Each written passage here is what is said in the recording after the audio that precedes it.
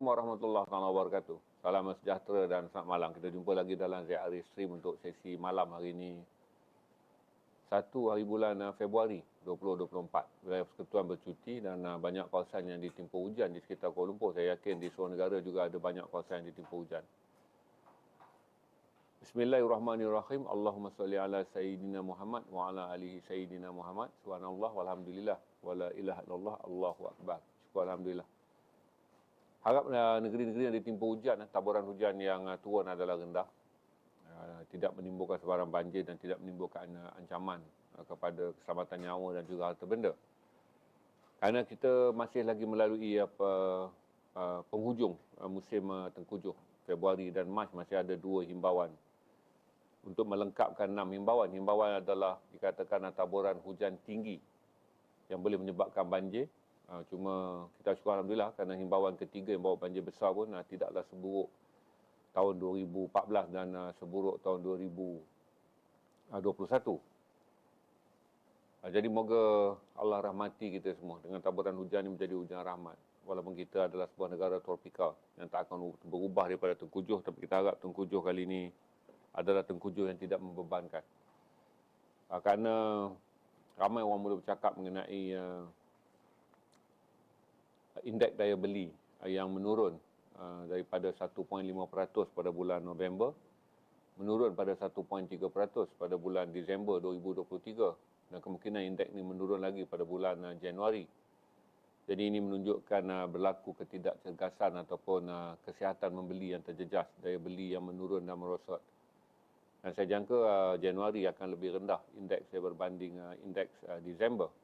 Berikutan ramai orang mula mengurangkan daya beli dan juga ketergangguan daya beli kerana keadaan ekonomi yang tak begitu baik. Tadi saya tengok review keadaan ekonomi dunia, walaupun dijangka tahun ini pertumbuhan lebih baik berbanding tahun lalu.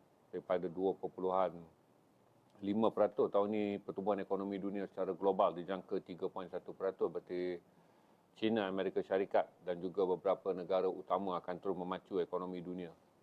Di tengah-tengah kembalinya ekonomi dunia selepas keperlahanan berikutan masalah kenaikan faedah di Amerika.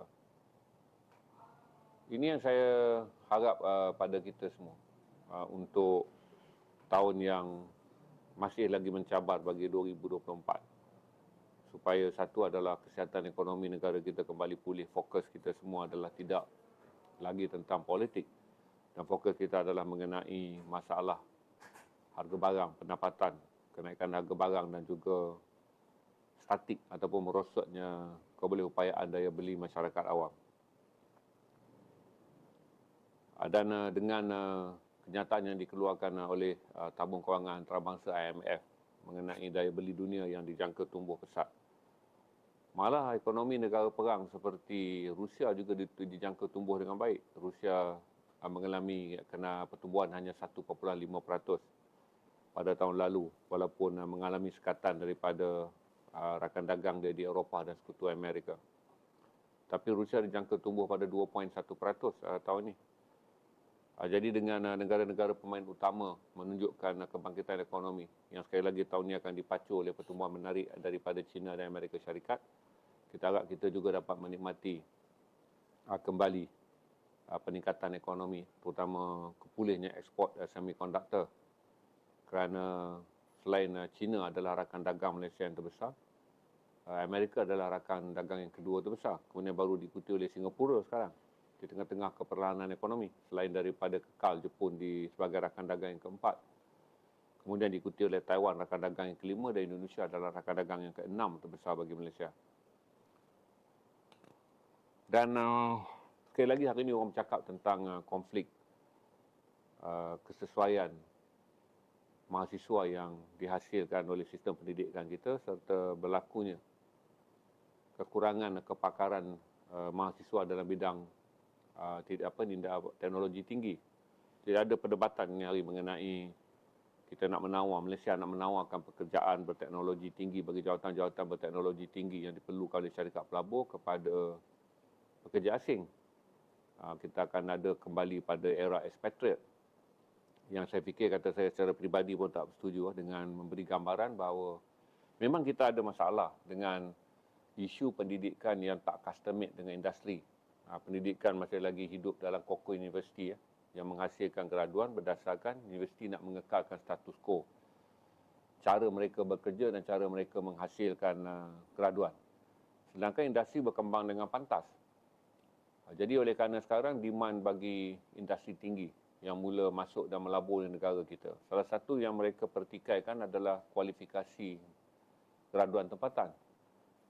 Maka itu ada kontroversi apabila Menteri Perdagangan Antarabangsa mengeluarkan saran bagi menarik minat pelabur asing datang ke negara kita, dan pelabur asing memerlukan tenaga pakar yang sesuai dan sejajar dengan pelaburan mereka, maka kita nak buka ruang pekerjaan berteknologi tinggi kepada graduan antarabangsa. Yang mana saya fikir adalah tidak sesuai dan tak mungkinlah ini adalah relevan untuk mengatasi masalah. Kita kena balik kepada pokok masalah seperti mana yang selalu saya tegur bahawa universiti haruslah diberikan sedikit penekanan bahawa selagi universiti menghasilkan graduan yang tak memenuhi apa yang dipanggil keperluan dalam otomasi, keperluan dalam robotik dan artificial intelligence AI, kecerdasan buatan ataupun kepintaran buatan. Yang menjadi masalah besar yang sekarang dah timbul apabila isu hari ini dibangkitkan mengenai membenarkan syarikat-syarikat pelaburan yang memerlukan expatriate daripada golongan profesional luar negara. Yang apabila mereka datang, mereka akan menikmati gaji tinggi. Sudah tentulah mereka akan dibayar kepada syarikat-syarikat yang mempunyai kebolehan pasaran antarabangsa. Mereka nak bayar kepada pekerja daripada graduan asing juga dalam gaji antarabangsa, menjadikan kita akan merasa lebih tersisih dan dianaktirikan apabila syarikat-syarikat domestik yang memilih pelajar-pelajar tempatan akan membayar gaji pada kadar tempatan.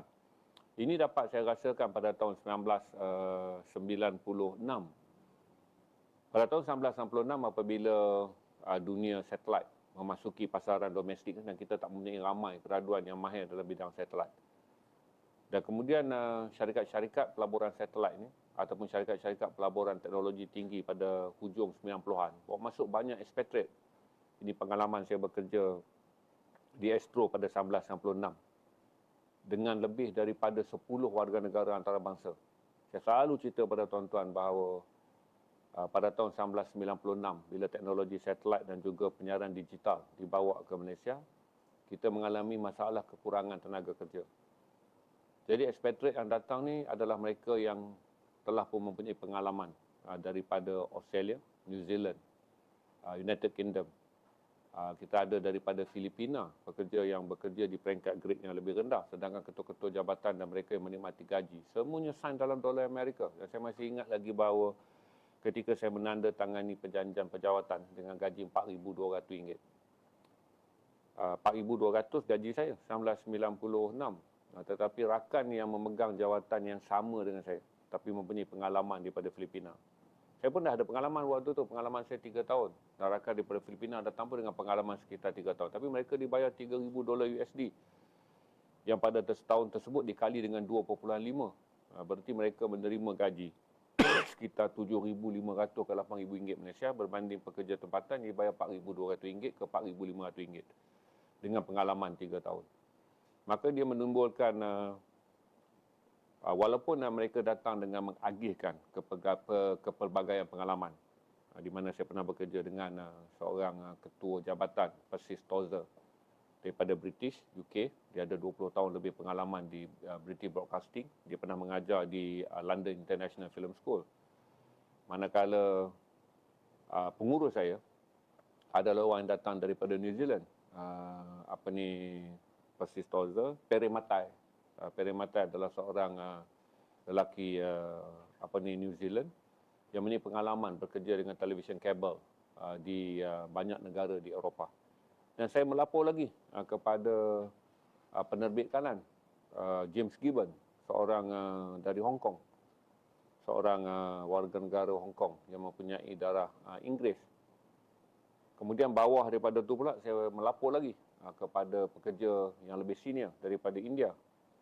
Walaupun dia memberi pengalaman bekerja dengan lebih 6 warga negara, lebih daripada 10 warga negara dunia yang berkumpul di Astro hanya kerana waktu itu pendidikan satelit dan juga TV digital tidak dimahiri oleh pekerja tempatan.